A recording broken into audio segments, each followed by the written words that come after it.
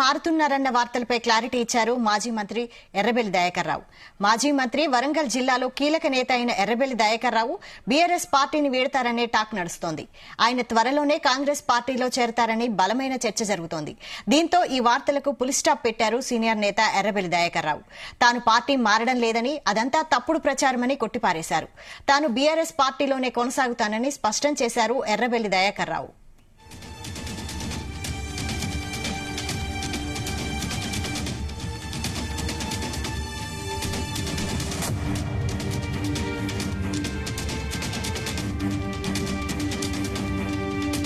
Party మారుతున్నారన్న వార్తలపై clarity ఇచ్చారు మాజీ మంత్రి ఎర్రబెల్లి దయాకర్ రావు. ఇదే అంశంపై మరిన్ని డీటెయిల్స్ మా ప్రతినిధి శ్రీకాంత్ అందిస్తారు. శ్రీకాంత్, బీఆర్ఎస్ పార్టీ మారుతున్నట్లు వస్తున్నటువంటి వార్తలు మాత్రం మాజీ మంత్రి ఎర్రబెల్లి దయాకర్ రావు తీవ్రంగా ఖండించాలని చెప్పొచ్చు. బీఆర్ఎస్ పార్టీని వీడే ప్రసక్తి లేదు, పార్టీని కాపాడుకునేందుకు సిద్ధంగా ఉందని చెప్పడం జరిగింది. ఎందుకంటే ఇటీవలి కాలంలో కూడా దయాకర్ రావు పార్టీ మారుతాడు, ఇతర పార్టీలకు వెళ్తాడని చెప్పి జోరుగా అయితే ప్రచారం కొనసాగుతుంది. దానికి గతంలో కూడా కౌంటర్ ఇచ్చాడు. పార్టీ మారే ఉద్దేశం లేదు, ఖచ్చితంగా ఇదే పార్టీలో కొనసాగుతామని చెప్పారు. అయినా కూడా కొంతమంది సోషల్ మీడియాలో మాత్రం వైరల్ గా మారుతుంది. ఎందుకంటే దయాకర్ రావు పార్టీ మారుతారని చెప్పి జరుగుతున్న నేపథ్యం. అదేవిధంగా అతనికి అత్యంత సన్నిహితుడుగా ఉన్నటువంటి వరంగల్ డిసిబి చైర్మన్ మార్నేని రవీంద్రరావు కూడా కాంగ్రెస్ పార్టీలో చేరడం, అదేవిధంగా మరికొంతమంది నేతలు కూడా తమ అనుచరులతో కలిసి కాంగ్రెస్ పార్టీలో చేరిన నేపథ్యంలో కూడా ఎర్రబెల్లి దయాకర్ రావు పార్టీ మారుతారంటూ కూడా ప్రచారం అయితే జోరుగా కొనసాగుతుంది. ఈ నేపథ్యంలో మాజీ మంత్రి అయితే స్పందించి కూడా తాను పార్టీ మారే ఉద్దేశం లేదు, ఇతర పార్టీలకు చేరడం లేదంటూ కూడా ఎర్రబెల్లి దయాకర్ రావు అయితే స్పష్టం చేశారు. తనపై కూడా కావాలని కూడా కొంతమంది తప్పుడు ప్రచారం చేస్తున్నట్టు కూడా మండిపడ్డారు. బీఆర్ఎస్ పార్టీ అధినేత, అదేవిధంగా మాజీ సీఎం కేసీఆర్ సారథ్యంలో కూడా పార్టీ కోసం ఒక సైనికులు కూడా పనిచేస్తారంటూ కూడా తెలపడం జరిగింది. అదేవిధంగా ఇటీవలి కాలంలో జరిగినటువంటి అసెంబ్లీ ఎన్నికల్లో కూడా బీఆర్ఎస్ పార్టీ ఘోర పరాజయాన్ని చవిచూసింది. అదేవిధంగా ఉమ్మడి వరంగల్ జిల్లాలో 12 సీట్లకు గాను 10 సీట్లు కూడా కాంగ్రెస్ పార్టీ గెలుచుకోవడం, అదేవిధంగా దయాకర్ రావు కూడా ఓడిపోవడం, అదేవిధంగా మిగతా సంబంధించినటువంటి 2 సెగ్మెంట్ లో మాత్రమే గెలుపొందారు. ఆ తర్వాత పార్లమెంటు ఎన్నికల నేపథ్యంలో కూడా బీఆర్ఎస్ సంబంధించినటువంటి సిట్టింగ్ ఉన్నటువంటి ఎంపీ స్థానాన్ని కూడా వీళ్ళు కోల్పోవడం జరిగింది. ఈ నేపథ్యంలో కూడా పార్టీ మారుతాడు, అదేవిధంగా ఇతర సంబంధించిన పార్టీలకు వెళ్తారని చెప్పి ఒక ప్రచారం అయితే కొనసాగుతున్న నేపథ్యంలో కూడా ఎర్రబెల్లి దయాకర్ అయితే ఒక ప్రకటన అయితే విడుదల చేశారు. ఇందులో బీఆర్ఎస్ పార్టీని వీడే ప్రసక్తి లేదు, ఖచ్చితంగా బీఆర్ఎస్ పార్టీలోనే కొనసాగుతాను. అదేవిధంగా గతంలో కూడా అనేక ప్రతిపక్షంలో కూడా ఉన్న సమయంలో కూడా కొంతమంది అనేకమైనటువంటి ఇబ్బందులకు గురి చేశారు. అదేవిధంగా చాలా మంది సీఎంలను కూడా ఎదుర్కొన్నాను, పార్టీలోకి రాకపోతే కూడా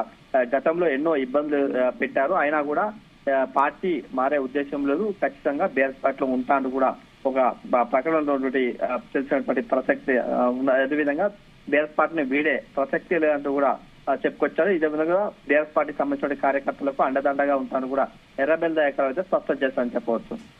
అయితే గత ప్రభుత్వంలో మంత్రిగా పనిచేశారు కదా, ఆయనపై పలు ఆరోపణలు కూడా వచ్చాయి. వాటి నుంచి బయటపడడానికే కాంగ్రెస్ లో చేరతారనే ప్రచారం జరుగుతోంది. ఇందులో ఎంతవరకు వాస్తవం ఉంది? అంటే చూసుకుంటే మాత్రం గతంలో ఉన్నటువంటి అసెంబ్లీ ఎన్నికల్లో ఓటమి చూడడం, అదేవిధంగా ఎంపీ టికెట్స్ కూడా బీఆర్ఎస్ పార్టీ కోల్పోయిన నేపథ్యంలో కూడా దయాకర్ రావు కొన్ని అంశాలకు సంబంధించిన కేసులు కూడా జరుగుతున్న నేపథ్యంలో కూడా అతని ప్రధాన అంశాలు కూడా పార్టీ మారారు కాబట్టి కాంగ్రెస్ పార్టీలో చేరుతారు.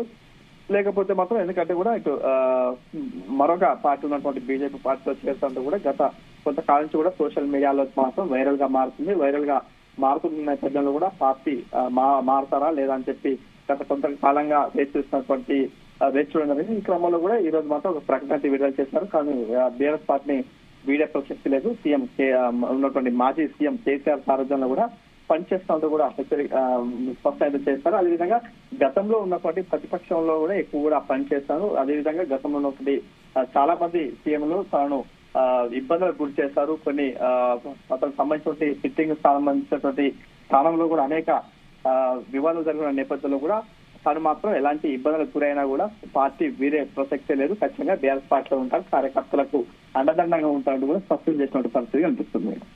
అయితే ఇంతకు ముందు కడియం శ్రీహరి కూడా బీఆర్ఎస్ లోనే ఉంటాను, కాంగ్రెస్ లోకి వెళ్లేదే లేదు, వెళ్లే ప్రసక్తే లేదు అంటూనే కాంగ్రెస్ లో చేరారు. మరి ఇప్పుడు ఎర్రబెల్లి మాటల్ని కూడా ఎలా అర్థం చేసుకోవాలి?